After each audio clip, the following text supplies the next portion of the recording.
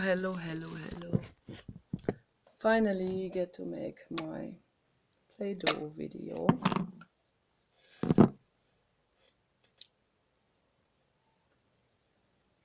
And I want to talk about the importance of touch, which I usually talk about in my videos, but I wanted to get into more details about it. And I also wanted to show a touch meditation.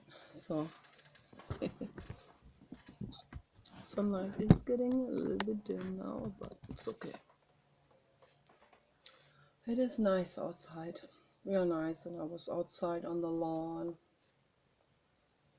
and enjoying the amazing scent of the lawn and the grass, and it's amazing, it's gorgeous. And Paul has lawn sprinklers on because there's no rain right now, and keeps the lawn really wonderful. And we use the grass clippings for our composting processes, so which is absolutely amazing. It makes the most amazing earth soil. And so I remembered to now to touch myself very lightly. I remember from in the past that sometimes my mother would touch us very lightly like this here. And then one time I had a boyfriend who did the same thing, and I really liked that. This real light touch. And my boyfriend, he was looked kind of Mongolian. And I think that they're very beautiful people. Had complete spaghetti hair, which I like, and the the bottom of the finger, you can see mine have that too. I have a bit Mongolian in me too. And this part here was kind of like really protruded in him, and kind of like a water droplet or something that would come down the pad of the fingertip, and he would go over my skin like this, real lightly, with the pads of his fingertips. It was felt really good, and he had this really smooth skin, and same as I do, and like very smooth skin, like baby skin, like it feels like silicone rubber, sort of, like those love dolls. pretty pretty cool. So, but he was mentally ill, and the relationship didn't work out. I was too kind for him, and I'm not blaming him. It is he was mentally ill, and he didn't like to be around someone with whom he didn't have to struggle for love, where he didn't have to dance around the lady and court her and cater to her and struggle. And no, I was already there, like with open arms. Here, I love you. This is a phenomenon that happens throughout humanity. Yeah, I noticed that most people are like that. Most people in general, men and women, and they like to struggle with someone. They like to court that person, and then when the person finally pays them some attention, then it's kind of like, winning the jackpot. And it is this intermittent winning situation that the neuroscientists have figured out, that causes the highest release of dopamine. And so, this intermittent winning, not always, but sometimes, and you never know when.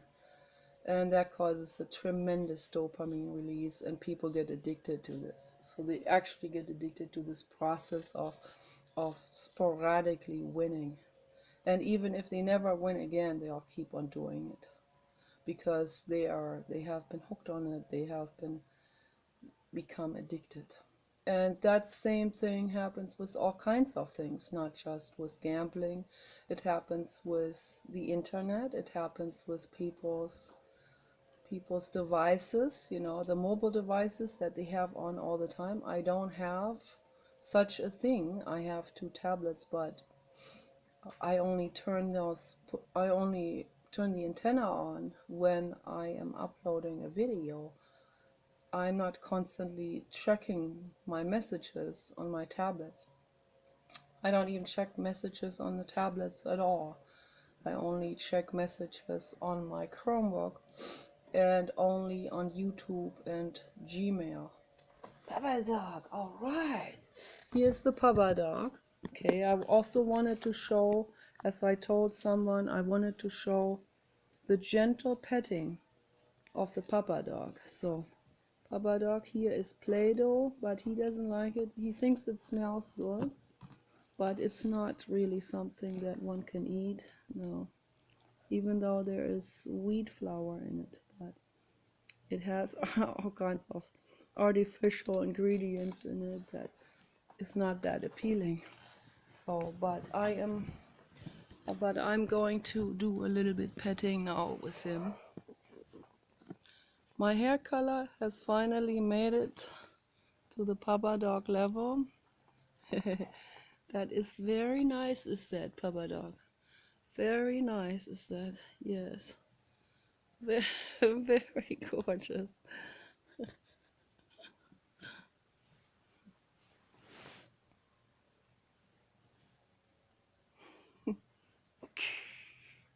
You don't know where my hair begins and or ends, and his begins or ends. So it's pretty neat. Orange is the color, baby.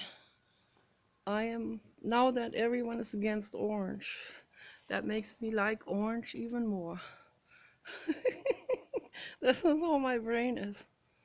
It always is like this. Whatever people dislike, whatever the majority doesn't like, I like, and vice versa. So that's how it is. But it doesn't mean that what I'm saying is just clownish, because much of what I say is just based on love.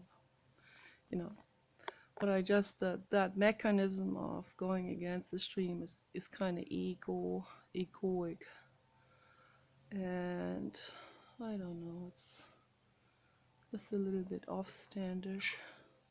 Everyone has their issues, so that's also why I'm an artist, of course. I create that what I really want, and I really go for it, and there's nothing that can stand in the way of creating those shapes. So that big painting's almost finished now. It's just a little bit more touch up and then it's done. And it is a wonderful thing to be completely, totally free, to be completely free. And I mean, I would like to go naked into my garden. I don't do this because I know the neighbor can see us, and I do feel awkward about that. It's not total freedom, but when it comes to art, I am 100% free. Yes, Papa Dog. Yes, he went into my recliner. Yay. Yes, baby. It's not comfortable? Not comfortable? What are you doing? What is this, Papa Dog? Yeah, Papa Dog, what is it? What is it, baby? There you go. There you go, my orange god. Are you? Yes, you're the absolute, the total, the ultra. And this is living art here, This is complete living art.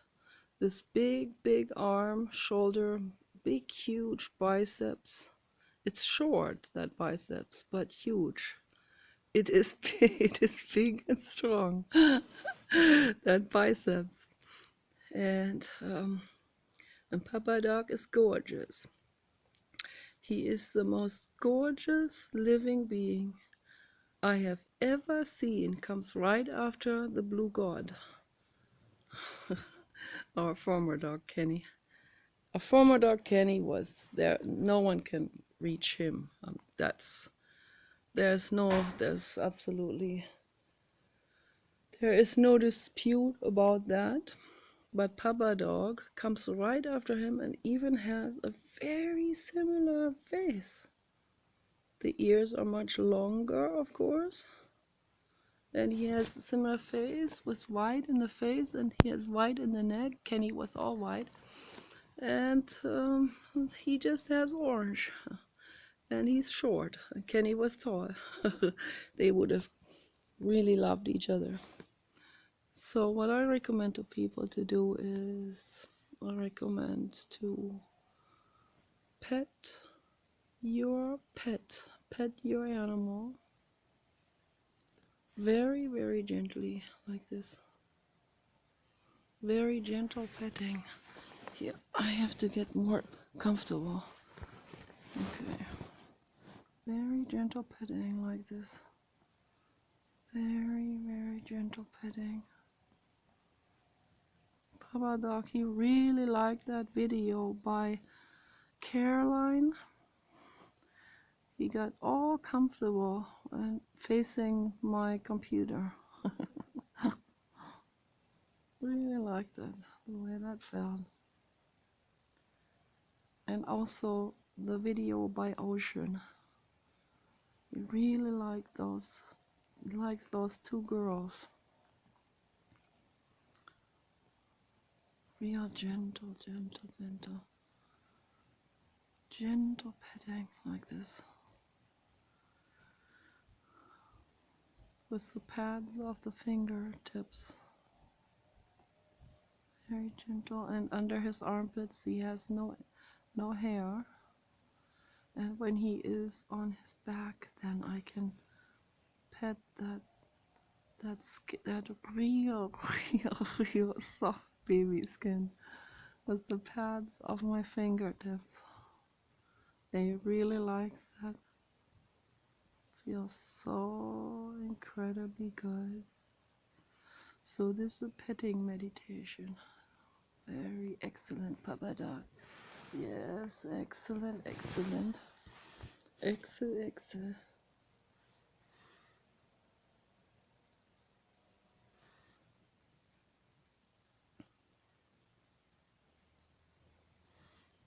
Very nice. Is that very strong, incredibly strong and muscular.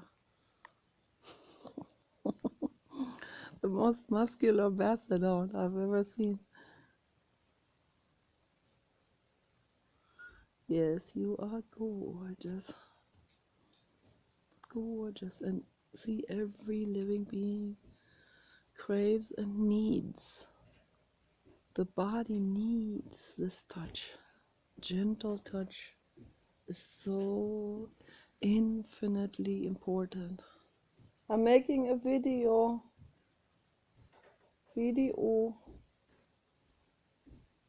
going back down. Okay. Still coughing, but it's getting a lot better. I was feeling a lot better today. I could see quite an improvement. I slept better last night. Although every time I got up to go to the bathroom, I was coughing quite a bit. But then it got settled again because I would bite off a piece of my ginger root, and I would be chewing on that ginger root piece for quite a while. And then I could feel the volatile oils. They were permeating into my lungs and they were cleaning my lungs out. And then I felt better.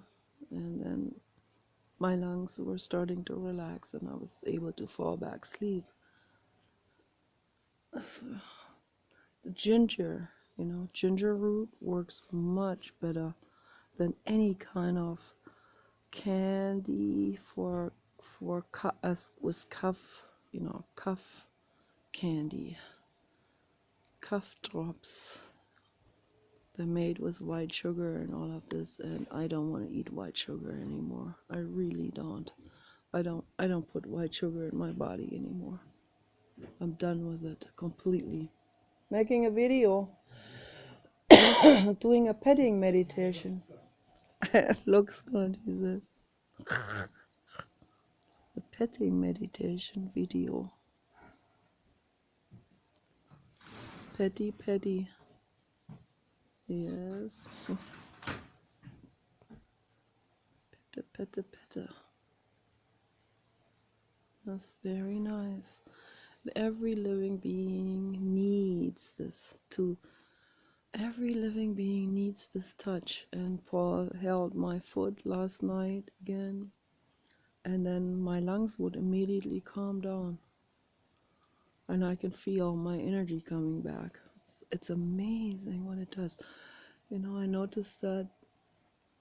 I really noticed that on myself and other all beings, how touch vitalizes you. It completely, it rejuvenates your whole body. This touch energy, it's incredible. It's infinitely incredible what it does.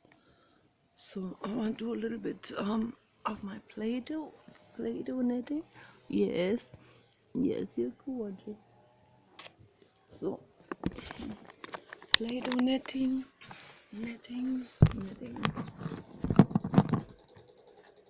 And there were a couple of things that I needed to address, that I needed to talk about.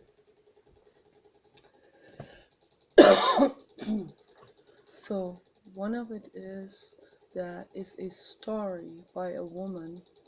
I was some kind of autobiographical book by a woman who found her path into the metaphysics, and she wasn't coming from that type of background, of course, and it was very, very new to her, all of this, but somehow she was able to tap into these things. She was able to see those things. And so what happened is, it's a very, very, very, very, very, very harsh and rough story, but I will try to summarize what happened to her. It was a couple of years ago, like 10 or 12 years ago, that I read her book. And so what happened is, she had a child, she had a son. He was like, I think he was around 5 years old when her life wasn't very well. She was dysfunctional, and it was very chaotic, and she was driving. I think she was drunk or something. She was not mindful, and she was driving over a bridge, and the car derailed out of the bridge and ended up in the water, and she was just barely, or they were, I don't know, the ambulance people, they were just barely able to rescue these two, the mother and the son. And the mother didn't get affected as bad as the son. For a little child, it is much worse. And so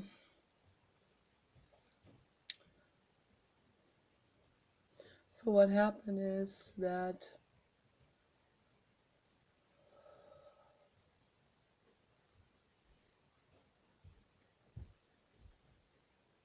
Paul is climbing on the roof. I hate that. I don't like that at all.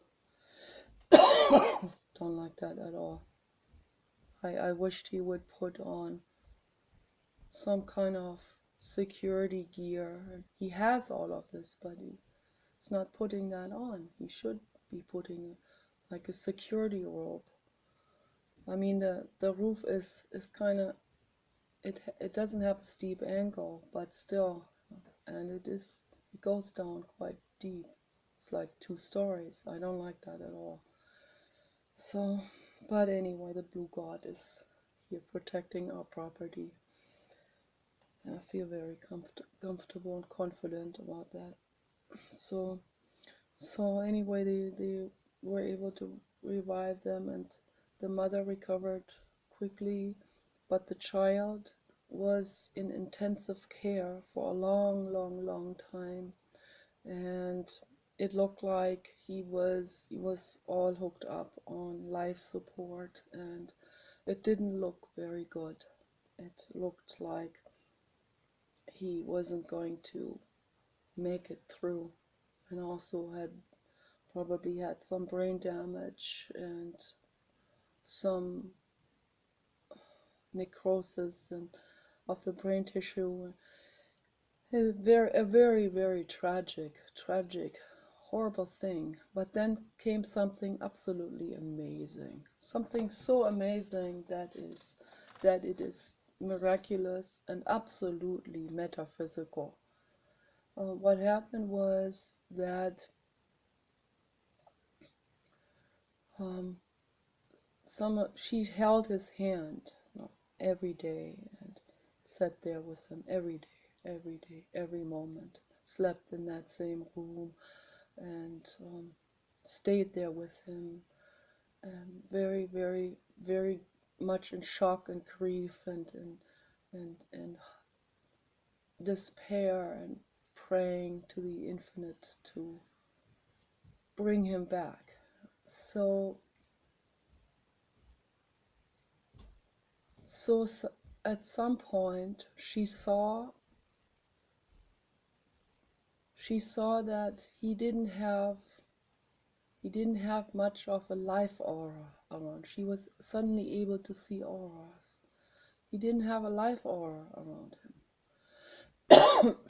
And then she started to see the life aura of the nurses and the doctors and the other people and the family members.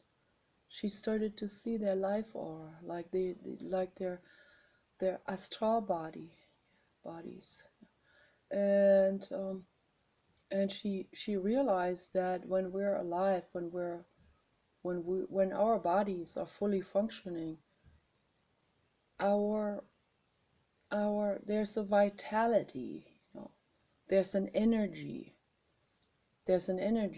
in our bodies, and it's that energy that causes the soul to completely root itself in this vibrational, amazing power machine that a live body is. And she realized that her son, the energy was fading, and she asked everyone in the room to put their hands on his body, just put the hands on, lay the hand on it, comfort him like this, comfort his body, and to just do this for many hours every day. And they did what she wanted them to do, and then gradually, very gradually, this life energy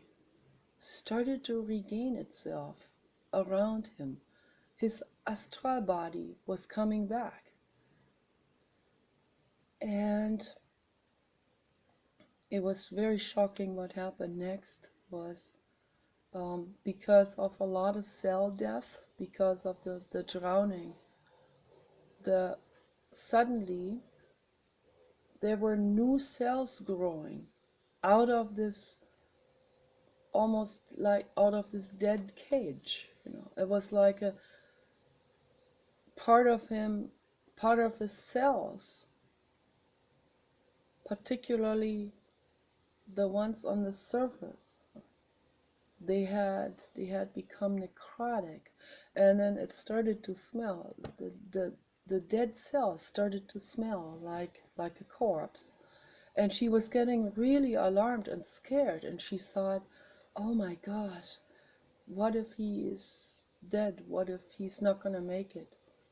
And then the most amazing thing happened. The his cells, the new cells that became the replacement cells of all the dead cells. And there were massive amounts of dead cells, and it was such a quick cell renewal process that was going on there, because of the life energy that the people around him were giving into his body. There were, like energy healing. The touch is this, you have this contact to the other person. It's not only the tingling of the petting, it is this contact, the touch between two living beings. I can even feel a powerful thing when I touch my hands together, or when we do this here. We cross the arms over the solar plexus and we hold our shoulders like this, and we give ourselves that support. It is possible to do this. Okay.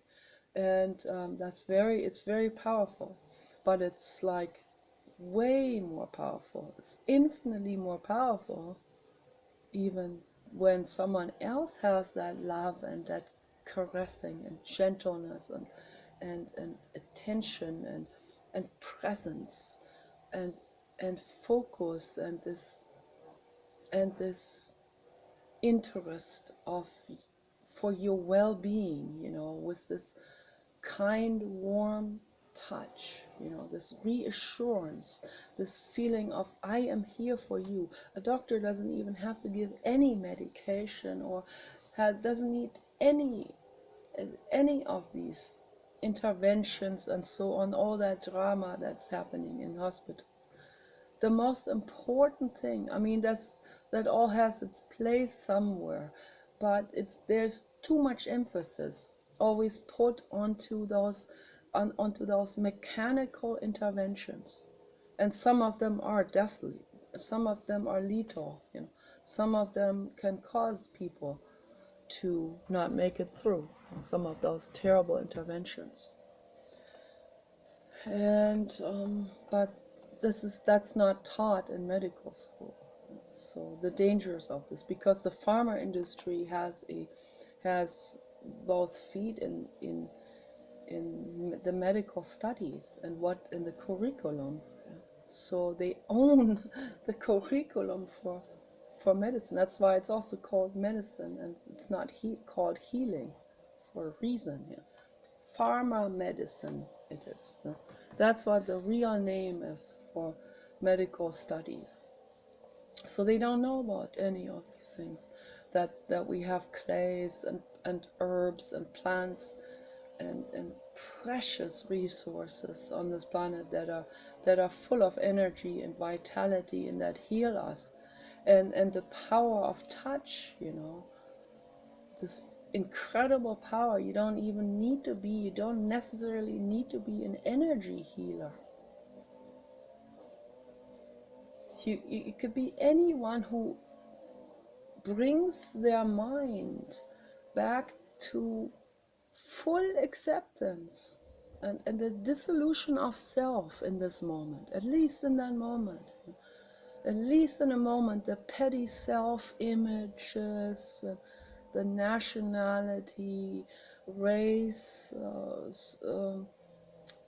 rank, hierarchy, all of this can just drop away, fall away. In that moment, there's another living being who needs you, and he doesn't need the title that you hold. He doesn't need any of these things. He needs you, the living being. And when that happens, something amazing happens. Something unbelievably amazing happens. Okay. And so what happened is that energy from all of these people, the loving energy for that little boy, just the touch of it, no frenzy, just a moment of contemplation where they just let go of their ego and self-images and all of this. Let go of the title, I'm a doctor, whatever. But I'm a living being, and there's another living being, and I'm giving him this touch because I care. And the most amazing thing happened, that life energy got into him. And yes, Baba Dog, it's amazing. And he was able to, his body knew exactly what to do. Just use that life energy and regained and renewed the cells, made copies, new copies of the cells, and in a very, very fast rate. So fast, actually, that the necrotic cells, as they were starting to melt away and wither away and almost become liquefied, and the smell was horrible, the new cells underneath were there, white and pink and vital. And he came back to consciousness. He was on life support, came back to consciousness. He had almost had no vital signs in his brain. I think very, very, very flat heart rate. And so the brain came back to life, and then they washed him, and he was like renewed, like everything was like new skin, new organs, everything. And she asked him, because she thought there would be no memory, there would be no more memory, or no more, she thought that he would never even remember anything, even before that accident, that she thought that his brain was gone now, that he would be a vegetable. And she asked him, what is my name? And he said her name, and he said, why do you ask me this? Of course I know what your name is. And she was shocked. She was shocked that I think he didn't have any memory of the accident, but all the long-term memory and everything was completely restored. Completely restored. That's the most amazing thing there is, you know. Even in the neuronal connections that were there before the accident, even if lots of it may have become disintegrated, the nerves have regained themselves, have made copies, and even in the same constellation of the nerve endings, which nerve ending touched which, you know, in the same neuronal connections. This is the most amazing thing. I think it was just a retrograde amnesia, that's all. And that's normal. And so, and he didn't have any memory, any brain loss at all. So he was completely back to normal. And that's the most amazing story I've ever heard, because it shows the infinite power of touch. It's just infinite power.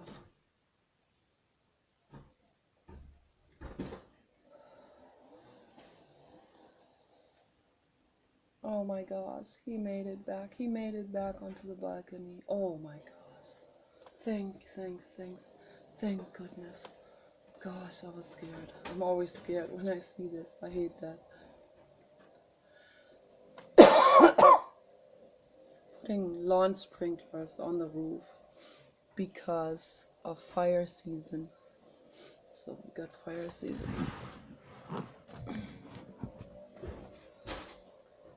So this touch here, you know, which I wanted to, I'm glad you made it back. This really light touch like this here, particularly in the underarm and on the lower part of the the underside of the underarm. The skin is particularly soft, and when I pet that with the pads of my fingertips, it is absolutely amazing the way that feels. And when someone else does it, just like this, with fingers like that, soft fingers like that, it doesn't matter who that is, non-sexually, that feels absolutely amazing. My mother used to do this. She used to do this quite often, I remember.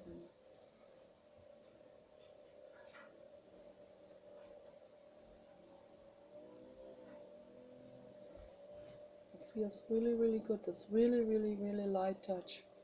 It's amazing. Very amazing. I recommend to people to do this for themselves and particularly for each other. If you have a friend or a partner, to do that every day. Do that every day. If we all do this every day for an animal or another person, then I strongly believe that will give us enough life energy and love energy to heal the wounds of all beings, to heal all of our collective wounds, and to create peace on earth again.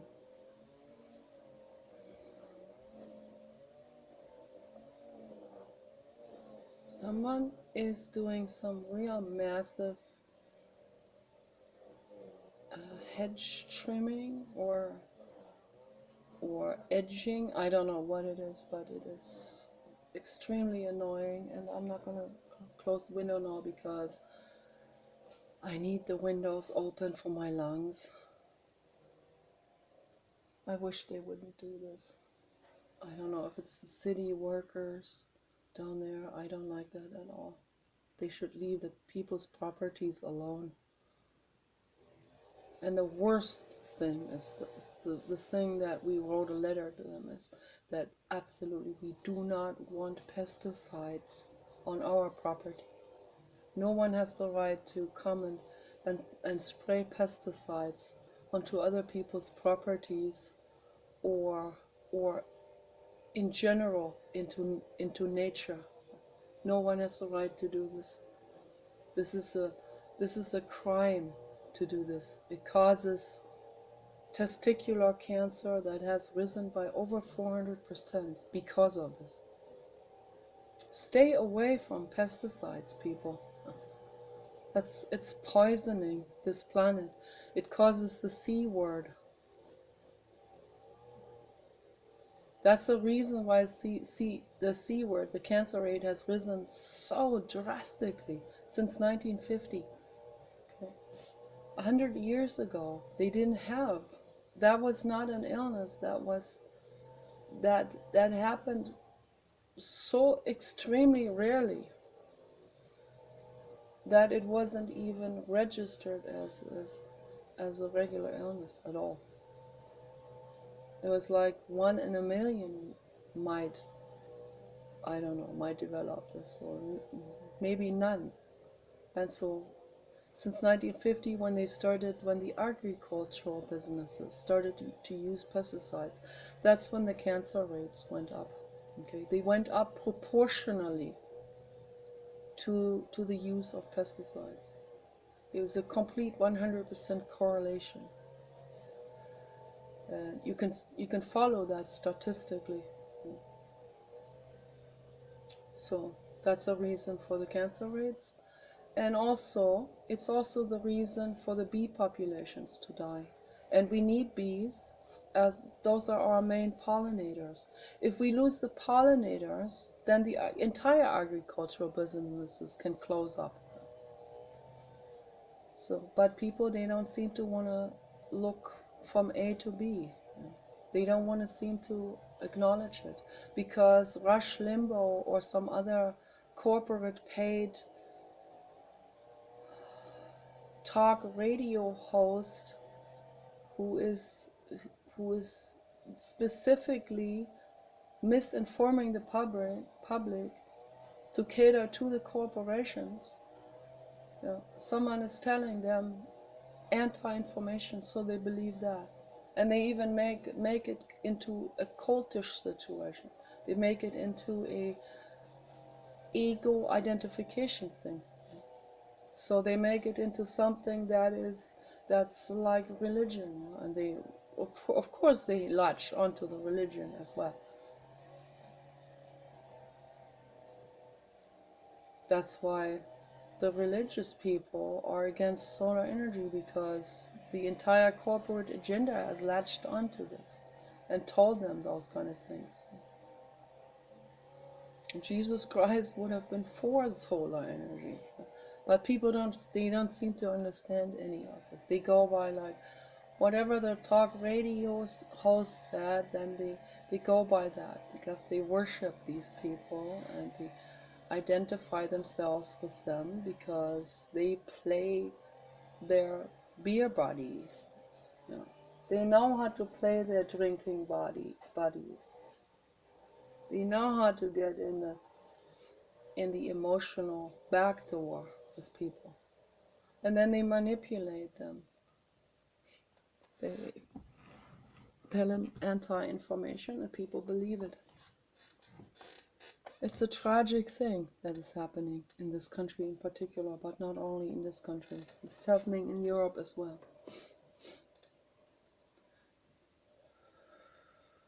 In Europe, it's Muslim dictated and corporate dictated, both.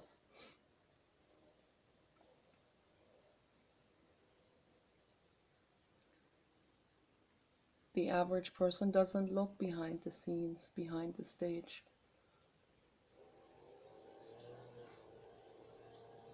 They don't question it. They don't ask any question at all. They go like, okay, this is what he said. He likes that person, and whatever he said, it must be true. That's the tragedy of all of this. Because if nobody would buy into it, if people would question these things, if everyone questioned these things, then the corporate agenda had absolutely no grip. They would have no grip at all on anything. They wouldn't even be able to sell their products. Then if people questioned things and made kind decisions, kind lifestyle decisions, then all the toxic and detrimental corporations that exploit and create toxins and pollute, they would all fall away. They would close down their business. Solar production would go up, way up. It would speed up the process of making them better and better and better. You support things with your money. You support things, the right things, with your buying choices. If you buy commercial toxic products, then you keep that production line going, and you keep the pollution going, and it will hurt you also, because you will be part of that statistics, the statistical outcome. What's the C word? It's all there is to it. I have to say it. I have to say what it is. This is what it is, okay? And people need to know. They need to become aware of this.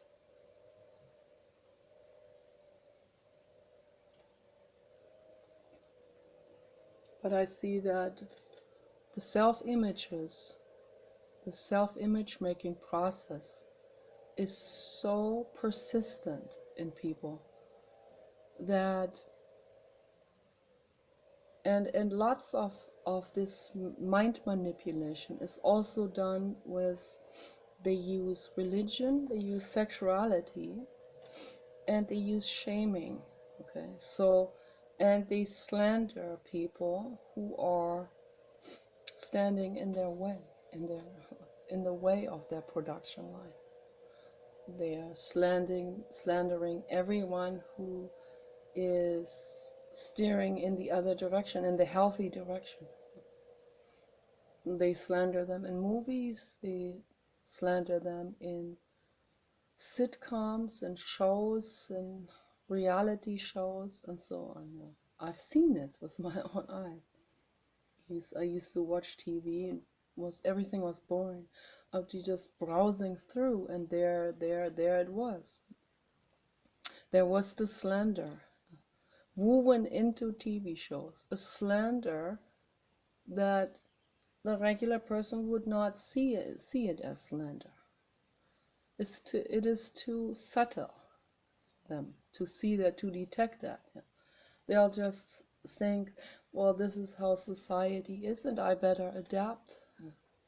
And there is the slander, and there's the shaming against environmentalists, and then people, they become that. They start thinking like this because their favorite TV show has woven that into it, as a form of subliminal propaganda, psychologically subliminal. So, but people don't see it. So that's the tragedy of it. How do we get people to see this? How do we get people to pay more attention? All I can do is make these videos and bring this across to the public. I realized earlier that, if someone would just support the right people to make a reality TV show, like The Apprentice, for example, just support the right people to make a TV show. People who make the world a better place. I mean, The Apprentice, that was sort of like that was not something necessarily that would be making the world a better place. But it is, it was interesting enough. It was very interesting on about business in general, and everyone has the right to learn something about business, and also self-protection and so on, and those elements were in there, and that's very great. So it did offer something of substance to the public, and of course it latched onto that one denominator, which is, greed and self-improvement, making one's own life more prosperous. That's what everyone is driven by. Some people are driven by that to an extreme, and some people not at all, but everyone needs to learn a little bit more about it. So in that sense, it did offer something to the world. But we can make a TV show, for example, an ongoing reality TV show, and there are so many out there. We can make one that does not promote the corporate message and still is interesting to the public. And I have this feeling, that's what I see, I have the feeling that people are craving. I think the time is ready now where enough people are there, they're starting to have doubts about the average, the commerce, I see more and more young people also that are already coming equipped with this question, like, what is this, what's the point of all this fakeness, they are already coming with that question. And I see a lot of people, particularly the young people 30 and younger, and the kids out there, I see them craving something real. They are craving something that is really real, a real reality show with real people, not with dolled up people, not with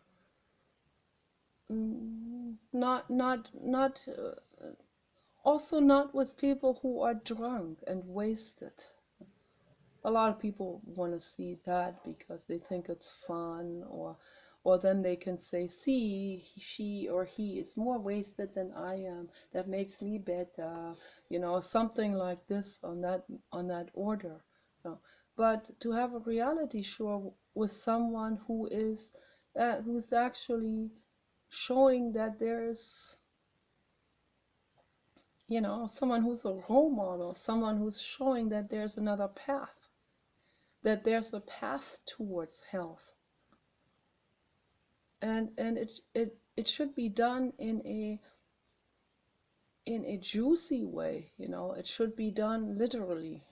It should be done in a way where it reaches everyone, where we can show how amazing, for example, how amazing sex could be, I mean, because that's what everyone is interested in.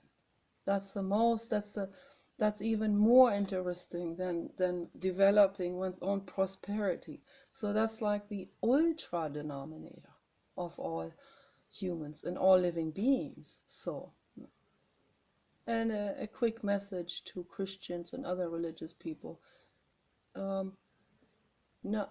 Just remember that the human is an animal, okay?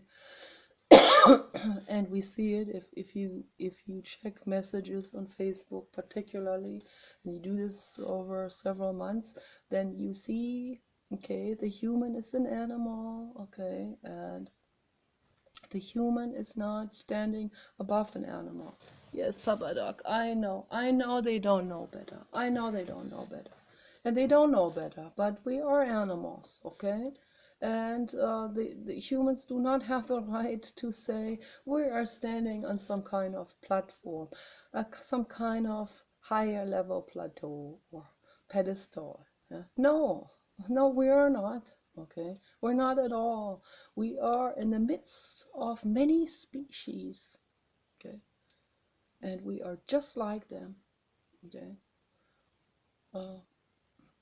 The other species they know more about the now moment. So, but the human animal is a very neurotic thing. So, it is a tragedy, kind of. It's a tragic thing. That's why Friedrich Nietzsche said we need to strive towards the beyond state of that what we are right now. Yeah. We need to really work on that. He called it superhuman state. So I don't even want a superhuman. I don't even say you have to become a superhuman. What I want from people is, I want from people to first of all acknowledge we are animals, okay? We are sex obsessed, okay? And people need to understand this. And the Christians who think they have made it beyond sex, they're just living in a shame state. They need to become aware of that. The sex obsession is still there, and they still do it secretly and all of this. I've talked to those kind of guys also on YouTube that are obsessed with it. They're obsessed with women that are kind-hearted and that are not religious and all of this, that are free, obsessed with them because they're obsessed with that what they suppress the most in themselves. They can only do Christian mingling, but secretly they're obsessed with that free hippie lady, obsessed with her. And so, a terrible internal conflict arises out of that, can even lead to a terminal illness. That's how terrible it is when people are in denial about something, when they live a lie to their own body cells. First of all, we need to accept we are sexual, we are animals, and sex can be a wonderful thing, and it can be absolutely amazing if we don't get wasted, if we don't drink and take drugs, if we, if we don't put any toxins, nicotine or pharma drugs, we don't put any of these things into our bodies, not even caffeine, not even chocolate. If we live a completely healthy lifestyle, you'll be amazed how sex can feel. You would be shocked about it, How amazing that is. That's better than any high of any kind of substance, ayahuasca or any of that. If you just realized the power of sobriety and of a healthy lifestyle. I think the Mormons know that. I think the Seventh-day Adventists know that. But the problem with all of those cults and religions is that they're limiting themselves again on other things, with other things. They are terribly limiting themselves with other things. They incorporate shame into them and all that stuff. But at least some of them are living a healthy, puritanical type of lifestyle. So they know the power of that, but then they suppress their own needs and emotions and all of this in the name of Jesus Christ and stuff like this. What a terrible thing, my goodness. What a terrible thing how people live, If we could just let go of all of this. Let go of these ideologies.